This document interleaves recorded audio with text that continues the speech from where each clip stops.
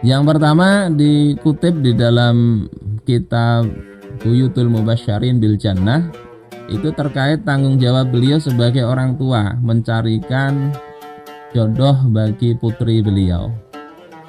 Ini diriwayatkan dari Abdullah bin Umar, anak beliau sendiri, bahwasanya saat Hafsah binti Umar itu menjanda dari Khunais bin Hudzafah As-Sahmi. Dan Khunais ini pernah ikut perang Badar, wafat di Madinah. Maka Sayyidina Umar melihat putrinya menjanda, beliau mencarikan jodoh untuk putrinya. Mencarikan jodoh, mencari menantu yang soleh. Beliau mendatangi Sayyidina Utsman bin Affan. Kemudian menawarkan putri beliau ini kepada Sayyidina Utsman. Kata Sayyidina Utsman, aku pikir-pikir dululah. Dan setelah dipikir-pikir ternyata Sayyidina Utsman menolak. Ya. Kata beliau, aku masih belum ingin menikah saat ini. Jadi menawarkan putri untuk dinikahi itu nggak haram. Kalau kita lihat ada orang soleh yang bagus agamanya, tawarkan nggak apa-apa. Dan menolak juga nggak haram. Walaupun ini kadang bikin sakit hati ya. Makanya kalau menawarkan ini dilihat-lihat juga ya. Jangan mentang-mentang soleh dilihat kemudian ya, ditawarkan. Ya memang harus siap-siap untuk ditolak juga. Tapi ini bukan sebuah aib. Ya, lamaran ditolak ini bukan aib. Bahkan ya kebesaran jiwa ketika ada seorang pihak mempelai perempuan melamar seorang lelaki yang dia pandang soleh. Kemudian setelah itu Sayyidina Umar nggak putus asa, beliau mencarikan putrinya ini jodoh. Beliau menemui Abu Bakar 10 tahun lebih tua. Jadi melamar orang yang lebih tua dari dirinya itu nggak apa-apa. Abu Bakar As-Siddiq. Dan lebih kesal lagi Sayyidina Umar, ternyata Abu Bakar diam aja, nggak menjawab. Nggak menjawab iya, nggak menjawab juga tidak.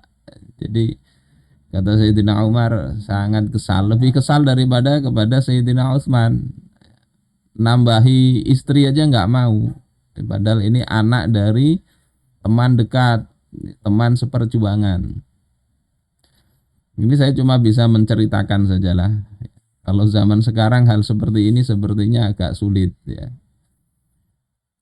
Setelah beberapa malam beliau menunggu, ternyata Rasulullah Shallallahu Alaihi Wasallam meminang Sayyidatuna Hafsah ini, dan akhirnya Sayyidina Umar mendapatkan kebahagiaan yang lebih, mendapatkan menantu yang jauh lebih baik daripada Sayyidina Utsman maupun Sayyidina Abu Bakar, walaupun lebih tua ya, tapi lebih baik. Setelah itu baru Abu Bakar kemudian berkata, ya, ini tahu saja Abu Bakar ini bahwasanya Umar ini pasti kesal kenapa ditolak lamaran untuk putrinya. Akhirnya dibuka itu oleh Abu Bakar bahwasanya aku sebetulnya nggak menolak untuk nikah lagi dengan Hafsah. Tetapi aku pernah mendengar ya, aku tahu Rasulullah pernah menyebut Hafsah, sehingga beliau ini tidak mau kalau Rasulullah itu ingin menikahi Hafsah. Jadi beliau diam. Kalau ditolak maka nanti kalau Rasulullah nggak ingin menikahi Hafsah kan Abu Bakar ngambil juga. Ngambil Hafsah sebagai istri. Ya, ternyata benar apa yang didengar oleh Abu Bakar, Hafsah dinikahi oleh Rasulullah Shallallahu Alaihi Wasallam. Ini apa namanya, orang tua yang hal yang baik adalah dengan ya mencarikan anak itu jodoh yang soleh yang baik. Tentunya ini zaman dulu ya.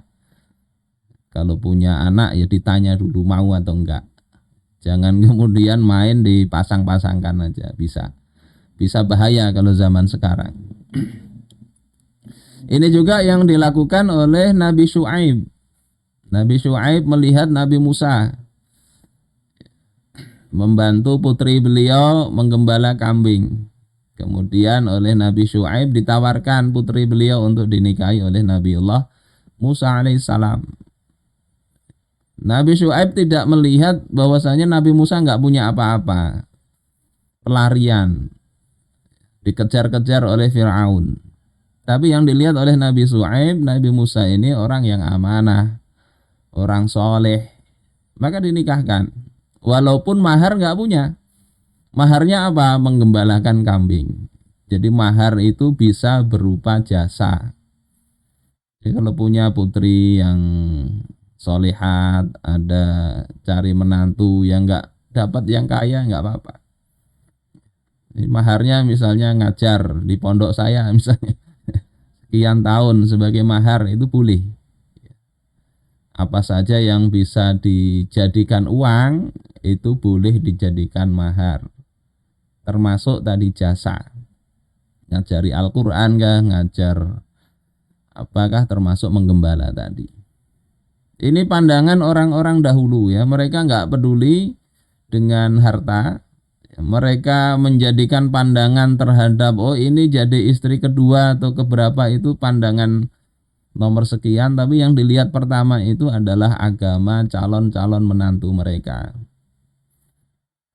Kalau sekarang ini bisa lain ya.